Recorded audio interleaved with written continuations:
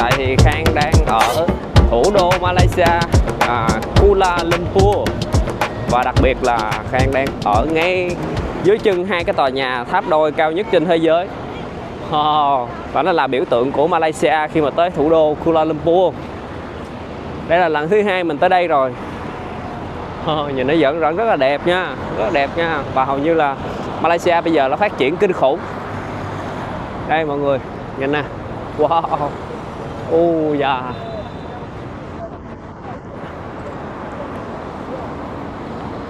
Rất hiện đại nha. Mình cứ tưởng là mình đang ở một cái nước nào đó ở châu Âu á, chứ không phải là ở Đông Nam Á. Ở đây là xe điện để mà vậy như người ta chở khách đi vòng vòng để mà ngắm cảnh ở đây nè. Ở Sài Gòn cũng vậy, có mấy cái xe điện cũng vậy. Cái tòa nhà này nè, buổi sáng thì nó sẽ không có mở đèn, buổi chiều á, thì nó sẽ mở đèn lên rất là đẹp. Nhưng mà có một cái nào nó khác biệt với mấy cái tòa nhà này nè, là người ta xây bằng cái chất liệu gì đó mình không có rõ, nhưng mà nhìn vô nó rất là bóng và nó sáng nhờ ánh nắng mặt trời nó chiếu vô mấy cái kim loại này nè. Nhìn nó sáng và nó gọi là sao ta, nổi bật nhất trong mấy cái tòa nhà ở đây luôn á. Mấy công viên này khách du lịch là tới quá trời luôn.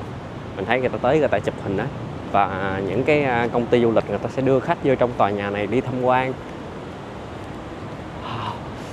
Đẹp quá, ngay ở phía giữa là ngay cái ánh nắng mặt trời chiếu vô rồi. Mọi người nhìn không biết trong camera có thấy rõ không, mà mình cũng nhìn ở ngoài đẹp, hoành tráng, cực kỳ hoành tráng.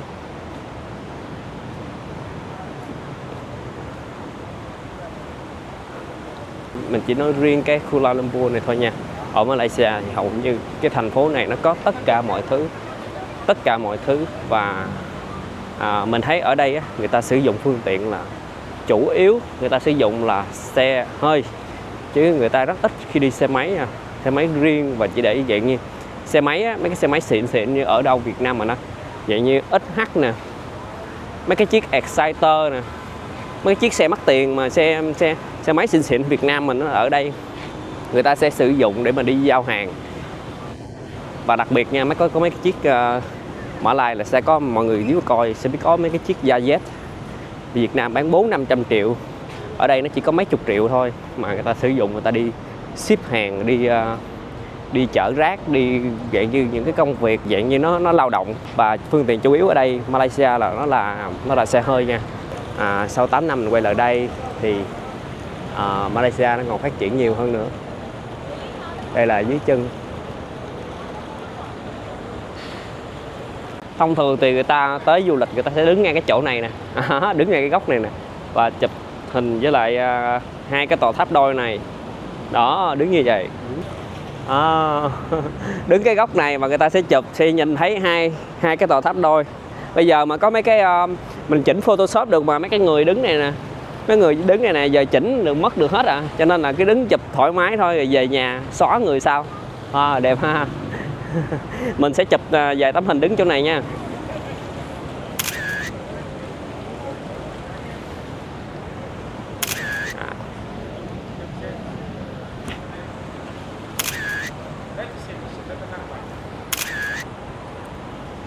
Ngay chỗ này nó không có đơn giản nè, nó là chỉ là một cái hai cái tòa tháp này thương mại này, mà nó kiểu như là nó là một cái công viên á. Người ta có thể tới đây, người ta sinh hoạt ở đây, chiều mua đồ ăn ở đây ngồi ăn rồi thư giãn vậy. Nói chung chỗ này tuyệt vời. Bên trong cái tòa tháp Petronas đó là vậy như người ta bán trung tâm thương mại á mọi người.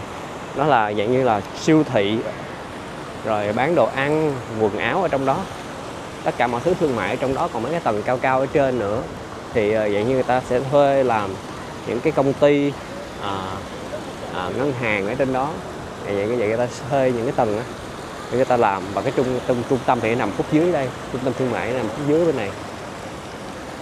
Mình nghĩ là khi mà vào đây người ta sẽ quét hành lý nè. Cái lần trước mình đi vào đây thì người ta sẽ có cái máy quét hành lý, trong cái túi của mình đang đeo có cái gì người ta kiểm tra rồi người ta mới cho mình vào. Nhưng mà mình thấy ở trong này nó rất là trật tự cho mọi người. Ngay tại châu khu này rất sạch sẽ, cũng không có, mặc dù rất là đông khách du lịch nhưng không có một cọng rác nào hết. Và cây cối rất nhiều nhưng mà cũng Theo mình thấy thì cũng không có một cái lá cây nào mà rơi xuống hết. Nếu mà rơi xuống thì sẽ có người quét liền.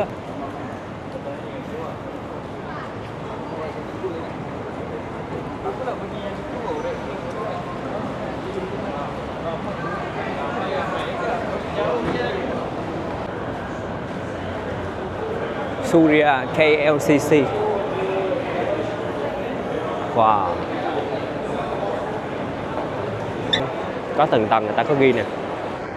Ở dưới là những cái gì luxury, ở ghi rõ đây. Thời trang và thời trang thể thao. Ở trên là mỹ phẩm, new dining and beauty. Ở trên là có thể là mình ăn trưa, ăn tối, ăn sáng ở trển. Còn ở dưới là mấy cái quầy mà dạng như mình bán đồ cao cấp nha mọi người, luxury nha. Mall rất đông nha mọi người, mall vậy như thương hiệu mắc tiền nhưng mà rất đông người ở trong này nha. Đây, thương hiệu Cash.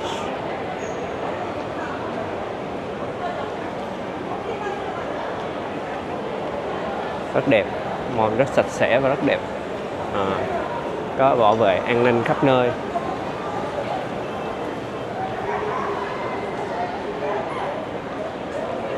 Mình thấy á, ở mấy cái trung tâm thương mại ở dạng như ở Thái Lan nè, với lại ở Mã Lai, ở Philippines cũng vậy mọi người. Mấy cái trung tâm thương mại mà dạng như bán đồ mắc tiền đó nha, bán đồ hiệu á, cái đồ xịn á, mà nó rất là đông, rất là đông người vô, người ta vô mấy cái cửa hàng, người ta vô, người ta mua rồi ta ra như đi chợ vậy đó. Mặc dù là đồ đắt tiền. Còn ở Việt Nam mình thì cũng có, nhưng mà mình thấy mấy cái trung tâm đó nó vắng lắm. Chỉ có cũng ít người mà vô lắm. Họ ở xứ nước ngoài ta vô ra rất đông, mọi người nhìn nè, đông ghê không? Nhìn nó xôm lắm. Có lần mình đi ra Hà Nội thì ngoài đó có một cái trung tâm đắt tiền bán đồ mắc tiền mà dạng như gì mà mình quên tên rồi, không nhớ. Nhưng mà mình có vô đó mình tham quan. Thì cái trung tâm nó gọi là bán đồ mà lớn nhất tại Hà Nội luôn. Nhưng mà không biết sao nó vắng lắm. Nguyên cái trung tâm chỉ thấy toàn là nhân viên thôi, không thấy khách. Và lâu chỉ có 1-2 người khách đi ra đi vô thôi. Và mình đi bữa đó là ngay ngày thứ Bảy luôn đó nha. Mình sẽ đi lên trên này mình xem coi có cái gì đó không để mình ăn. Có bán mấy cái đồ ăn bình thường nữa nè. Cá, gà, trứng. Wow, địa phương quá ha. Rồi mình sẽ ăn thử nha. Mình vừa gọi ra một cái cháo này, còn cháo này để làm cháo này thịt, có là thịt dê với lại có bánh quẩy ở trong này. Thấy cũng lạ, ăn thử. Đây một phần bánh quẩy riêng. Ok, mời mọi người nha. Thấy món nào lạ mình sẽ ăn thử. Cháo mà ăn với thịt dê hơi lạ. Trong cái tòa nhà này nè, thật sự nó không có chỗ nào vắng luôn. Em nhìn nè, mấy cái cửa hàng ở trong này chỗ nào cũng có khách, đắt ghê không? Chỗ nào ngóc ngách nào cũng có khách hết đó. Cửa hàng lớn, cửa hàng nhỏ gì cũng vậy. Có thể là ở bên mình nha, chỗ có khách, chỗ không có khách nha. Chuyện này nhu cầu người ta có, người xứ tư bản người ta cũng thoải mái á. Cho nên là nhu cầu ăn uống mà kiểu như là ăn ở ngoài á, ngoài tiệm đối với người ở đây bình thường. Còn ở Việt Nam thì đôi khi quan trọng cái bữa cơm gia đình. Ở đây người ta đôi khi đi làm về kiểu như đói quá, người ta có thể ra ngoài người ta ăn là chuyện bình thường. Người Việt mình quan trọng cái nề nếp cái nề nếp, cái phong tục tập quán ngày xưa giờ là bữa cơm gia đình, ăn cơm chung, thổi lửa chung. Cũng hay. Nói chung là mỗi nước thì có một cái hay.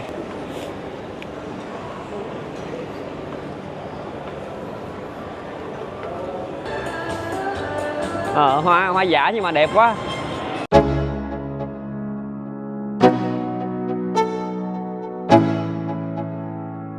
Let's go. Yeah.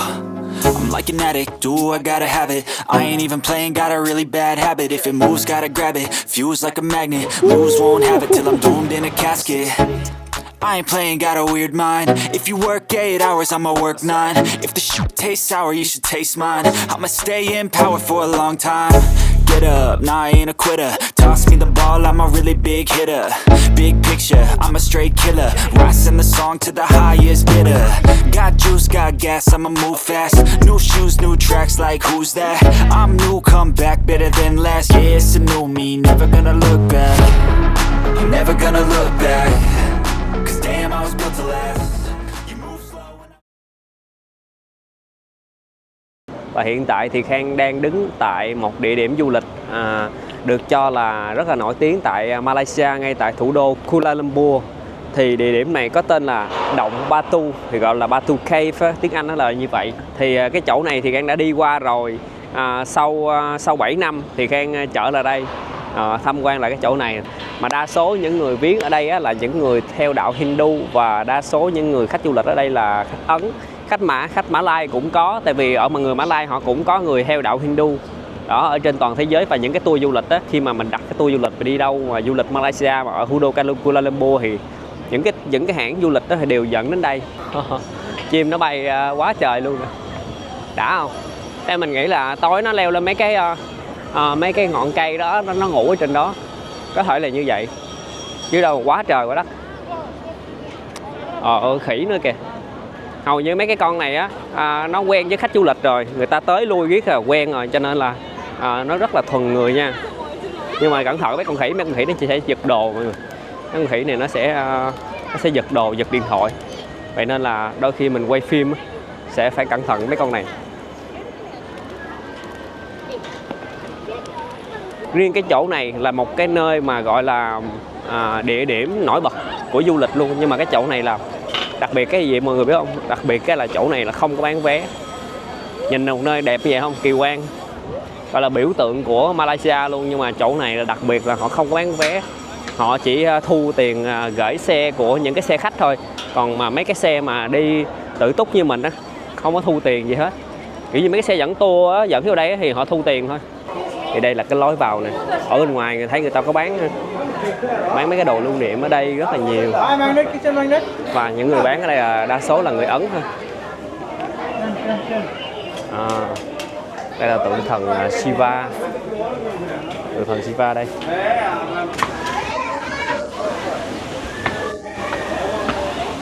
Mà có điều một cái là nó rất là dốc nha. Ai mà thể lực yếu thì có thể lên trên này rất là mệt. Mình ngày nào mình cũng chạy bộ 5 tới 10 cây số, cho nên là cái điều này đối với mình nó cũng quen.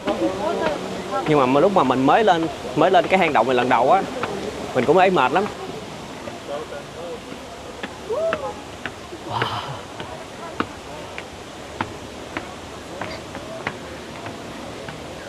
Mình chỉ mới đi được phân nửa thôi, nhưng mà có thể nhìn xuống từ trên cao thấy được ở ngoài đường lộ ngoài kia. Hầu như cái chỗ này nó rất là đông, khách ra vô nườm nượp mấy cái tour du lịch đó nó dẫn đi trong này nữa, cho nên là khách vô và khách ra mỗi ngày từ sáng cho tới chiều. Hình như là tầm ở đây theo mình được biết là tầm 5 giờ rưỡi là người ta sẽ đóng cửa. Mình đã leo lên được bên trong rồi, nhưng mà không biết sao mà lên tới đây thì mình sẽ bị cảm giác nó hơi ù tai.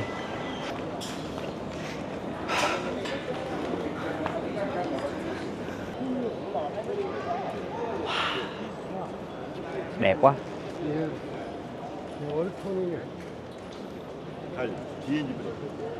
Đi xuống mấy cái bậc thang chút thì có một cái đền. Cái đền này thì mình hỏi thì người ta nói là chỉ có người trong đạo Hindu họ mới được vô thôi. Còn khách du lịch mà như mình á thì không có được phép vô, chỉ người trong đạo được vô thôi.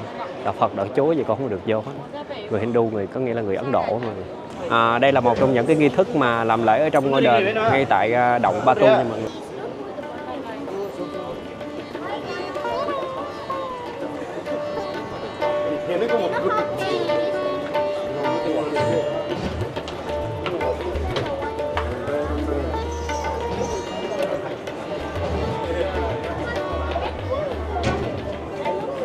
Wow, đầu dữ ha.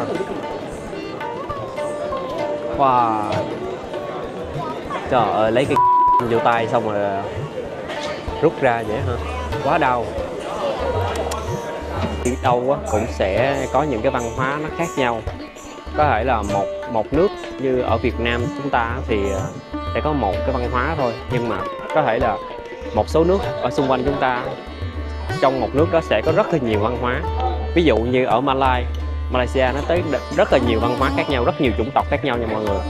Người Mã Lai, người Trung Quốc, người Ấn, người Indo và có gốc người Myanmar nữa, rất là nhiều chủng tộc, giống như ở Singapore vậy mọi người. Vậy nên là đi đâu á mình cũng biết thêm nhiều hơn. Thật ra đối với mình là người ngoại đạo, mình không có hiểu gì á, nhưng mà mình coi ở đây á, mình thấy người ta rất là tôn sùng những cái vị thần ở đây.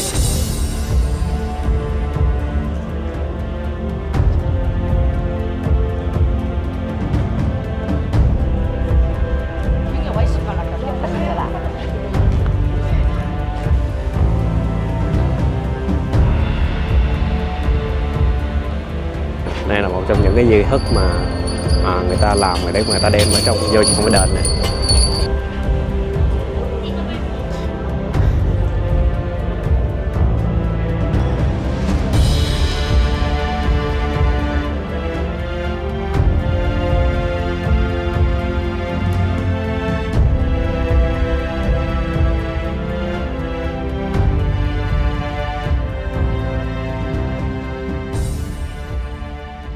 Từ ở trên cái bậc thang cao nhất thì có thể ngắm từ trên cao ngắm xuống là thấy hết tất cả mọi thứ luôn.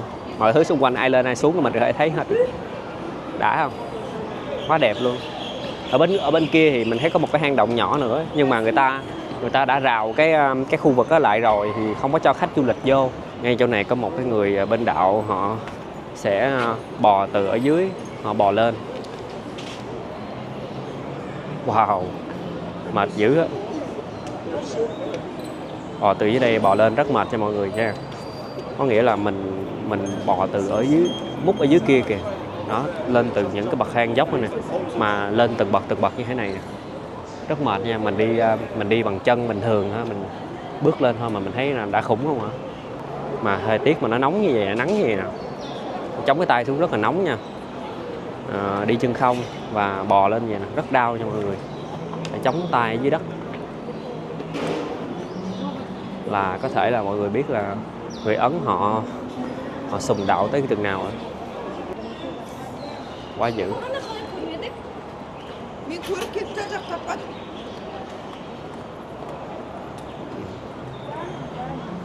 Chú này mình nhìn cũng thấy rất là mệt rồi, nhưng mà cũng cố gắng leo những cái bậc thang cuối cùng. Nhìn là biết là mệt lắm rồi. Hai tay hai chân run hết rồi. Lên hết nổi rồi. Cái đền này là đầy đủ màu sắc ở trong này.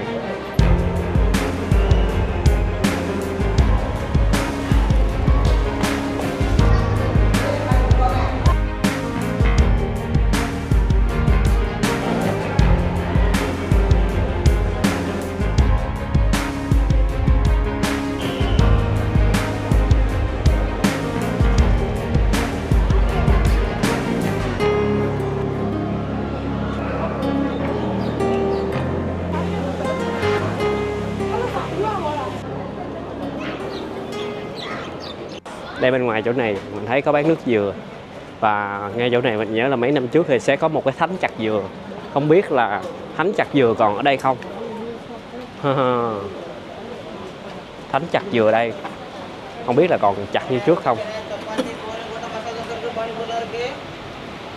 Xin giới thiệu đây là thánh chặt dừa của Malaysia.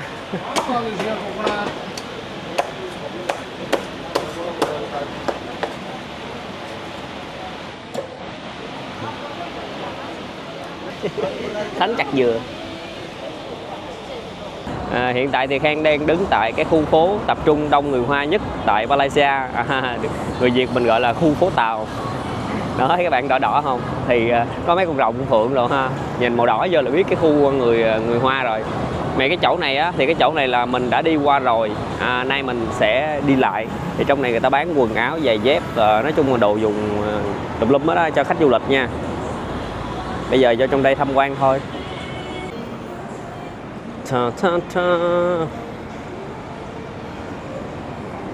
Đây là cái biển màu đỏ, phía trên có hai con rồng màu vàng.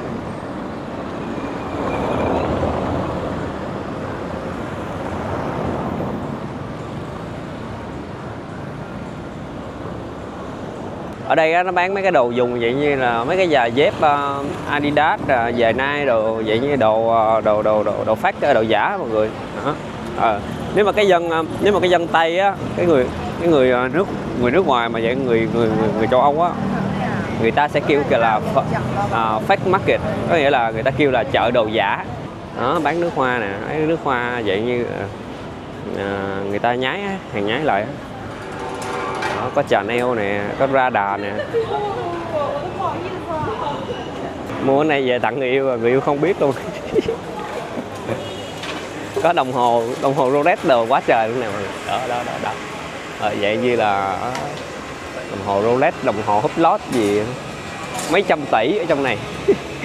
Thì ở trong cái khu này là người Hoa làm, nhưng mà những cái người mà làm cho họ coi là người Bangladesh nè, người Ấn nè. Nhưng mà đặc biệt trong vô cái khu người Ấn á, thì sẽ chỉ có người Ấn thôi nha. Người Ấn là làm người Ấn. Người Ấn không có hơi người Hoa. Người Hoa họ sẽ hơi là người Ấn.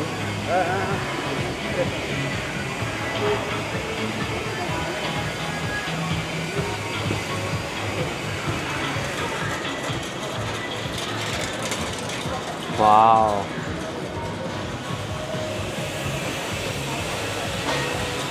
Đây bán mấy cái đồ trẻ con ở đây.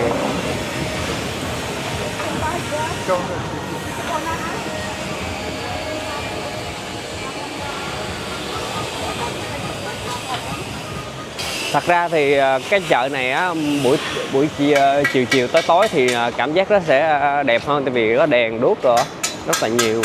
Nhưng mà bây giờ sẵn tiện mình qua bên này, mình đi ngang qua bên này mình thấy cũng ok á, mình vô mình sẽ cho mọi người xem nha. Chứ thật ra cái chợ này mình đã đi qua rồi, chỉ quay lại coi những cái kỷ niệm ở đây.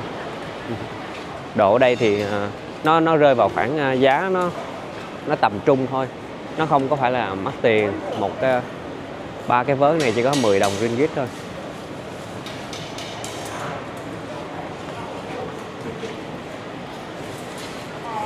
Đây bán ba lô, túi xách, ở đây người ta sẽ đi biết rồi ràng.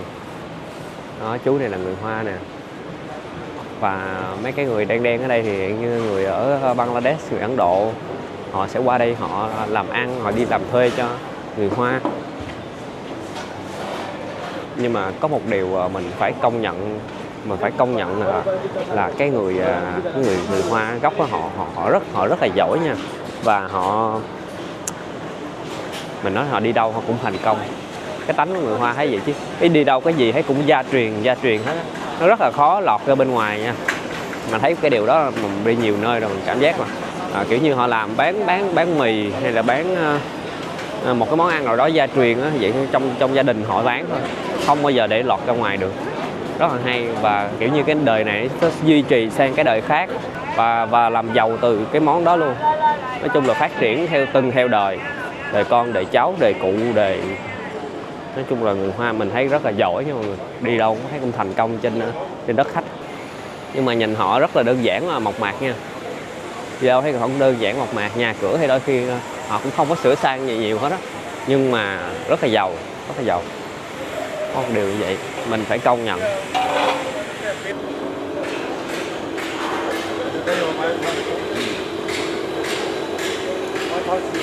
Thơm quá ha, rất là thơm.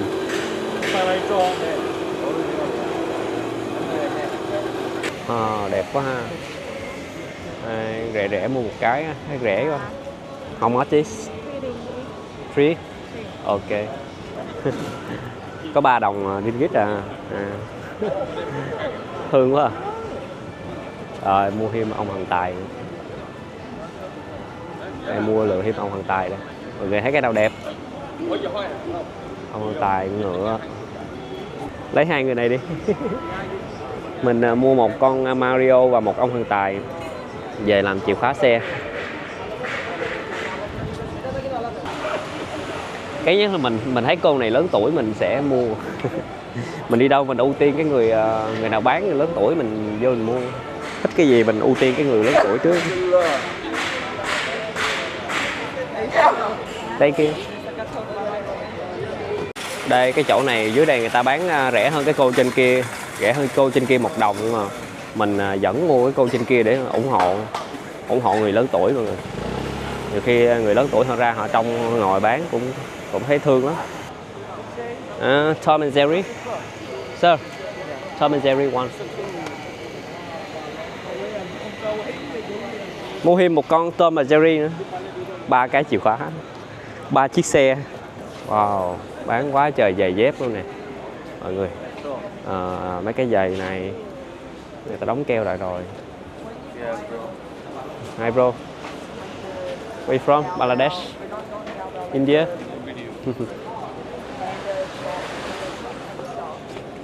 Những cái công việc trong nước á, thì ít, nhưng mà đa số người Hoa họ buôn bán á, rất là nhiều đồ ăn, đồ mấy cái đồ quần áo các kiểu kinh doanh á, ngoài đường phố á, là người Hoa là chuyên như vậy.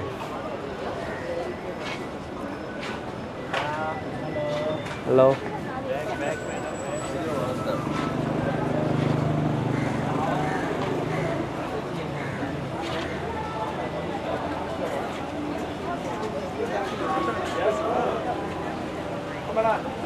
Không biết bao nhiêu tiền, ở trên này có ghi là 6 đồng ringgit. Mình coi cái gì đây ta. One carrot juice. Carrot. Yeah, only. 6 đồng ringgit rồi 1 ly nước ép cà rốt. Ngay tại Chinatown. Bán măng cục nè, và chôm rồi táo, rồi thanh long. Đây, nước ép cà rốt.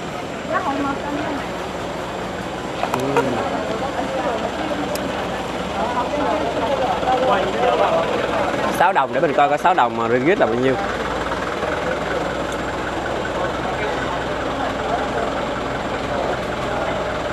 À, 6 đồng ringgit tương đương với lại 38.000 tiền Việt Nam.